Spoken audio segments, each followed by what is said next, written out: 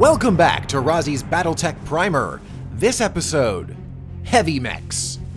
Ranging from 60 to 75 tons, heavy mechs are most commonly used in assault, siege, or support roles. So let's take a look at some now. The Dragon. Originally designed as a replacement for the Shadowhawk, the Star League declined to pick up the design because it had a completely different combat profile. The Draconis Combine, however, has a hard-on for anything dragon-related, so they went apeshit over it. Do you fight for the glory of the Draconis Combine? Pilot a dragon. That's it. That's literally all the thinking you need to do on the matter.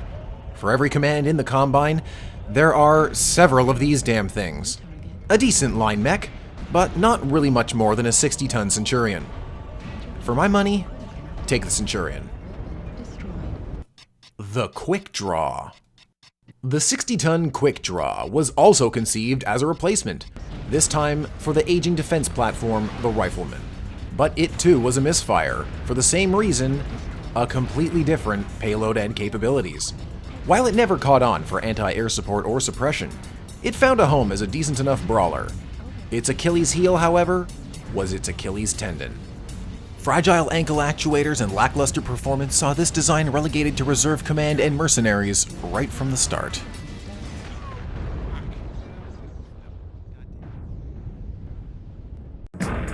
The Rifleman. Over 5 centuries old, proving you just can't beat the classics, it's the 60-ton Rifleman. Featuring over and under autocannon and laser pods with full 360 mobility and one of the most advanced targeting and tracking systems ever put on a mech, there isn't an aero jock in the inner sphere who doesn't get nervous at the sight of one of these. Numerous official variants do exist, but most stick to the configurations intended for long-range combat and anti-air support. Yes! Cock!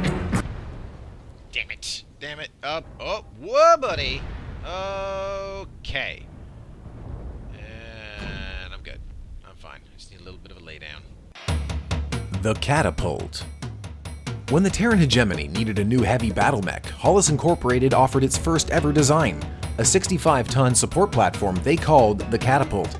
Intended to be a missile boat without need of a bodyguard for protection at close range, it featured 2 LRM-15s and 4 medium lasers.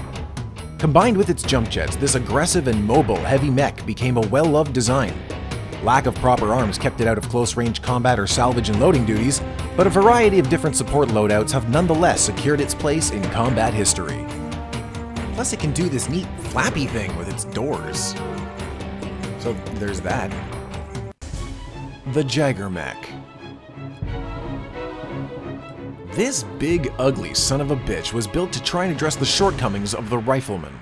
High weapons mounts allow it to easily fire from cover, and it sees a lot of use in support and air defense roles, keeping the JaegerMech relatively common after 300 years of service. A lot of people will tell you this mech is called the JaegerMech, meaning of course the hunter mech, but in English we typically spell Jaeger with an E, so without that umlaut, anyone telling you different is a jag.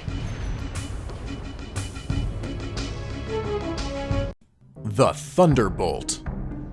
65 tons and almost 600 years old, the venerable Thunderbolt has seen every kind of combat from the Age of War to beyond the Second Star League. A plethora of weapons loadouts keep pilots facing a Thunderbolt always guessing as to what fresh hell awaits them.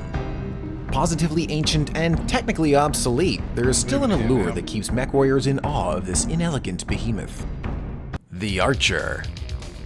Another classic machine from the Age of War, the 70-ton Archer was designed to be a heavy support mech for the Terran hegemony before becoming one of the most famous mechs ever made, with notable pilots including the legendary mercenaries Morgan Kell and Jamie Wolf. A fellow artillery boy. A fellow artillery boy. Yeah, buddy. Yeah. Suck it all up. With massive long-range missile pods and a quartet of medium lasers for defense, the Archer stood its ground for centuries before competitors challenged its status as a premier fire support platform. Variants often try to bolster its backup weaponry by adding an extra light engine to free up weight, the added dangers of which rarely touch support mechs firing from well back of the action. Oopsie, that's why you don't take an Archer underground. The Cataphract.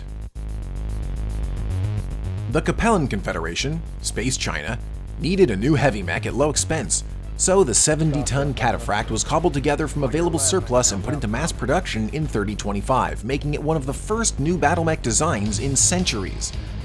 Originally featuring a PPC and AC-10, the standard configuration of dual autocannon became standard after the discovery of the Helm Memory Core in 3028. Many modern loadouts have kept this design common along both sides of the Davian-Liao border to this day.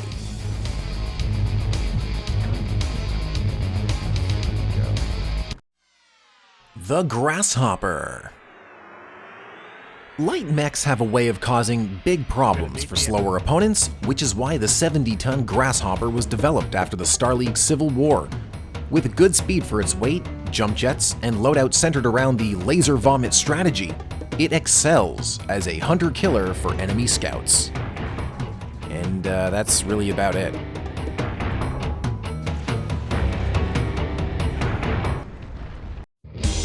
The Warhammer! What can be said about the Warhammer that hasn't been said before?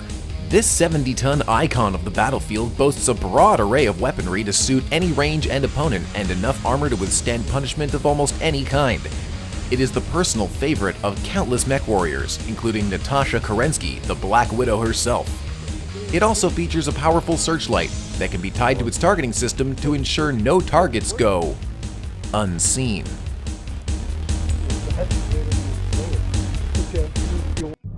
The Black Knight. Intended as a command mech for the Star League Defense Force during their pacification of the periphery realms we now call the Reunification War, the 75-ton Black Knight is truly a foreboding machine. An entirely energy weapon arsenal allows for complete independent operation, although can easily result in pilot fatality with the design's paltry heatsink allocation.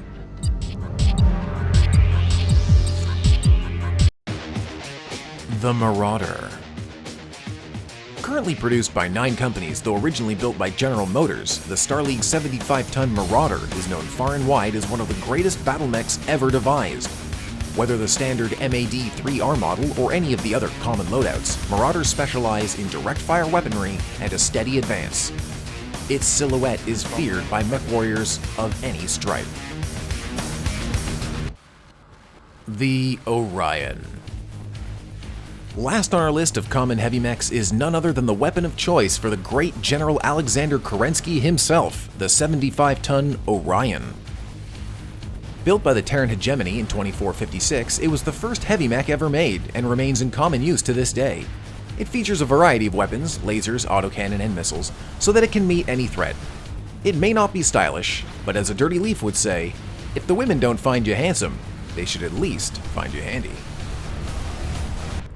Heavy mechs sit squarely in the balance of mobility and durability that many pilots prefer. They are favorites for duelists, commanders, and mercenaries alike, and outmassed only by assault mechs. If you're gonna pilot a heavy mech, follow these rules. 1. Push. 2. Push. 3. Are you pushing yet? 4. Keep pushing. There's nothing worse than a fatty with big guns and heavy armor who's too nervous to get with the damn fight. Coordinate with your team, concentrate your fire, don't be a fuck. Happy hunting, mech warriors! Oh man, oh jeez, oh jeez, oh! Ah shit, don't let me die to a cicada. Don't let me die to a fucking cicada. Ah! Guys with the push.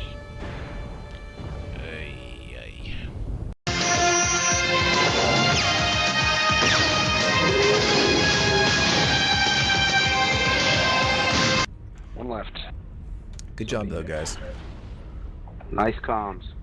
Turned it around fast, and talking did help. A lot. Just like relationships. Oh, don't go there. Don't go there. I find the Bukaki helps that. Okay, so we can all agree. Talking is good. Big cocks are better. That could be taken so many ways. I'm just gonna not touch that. Yeah, later. orally and anally. Yeah. One of the secret football behind the name. I'm more of a pitcher than a catcher, so. So you are a bit of a catcher then.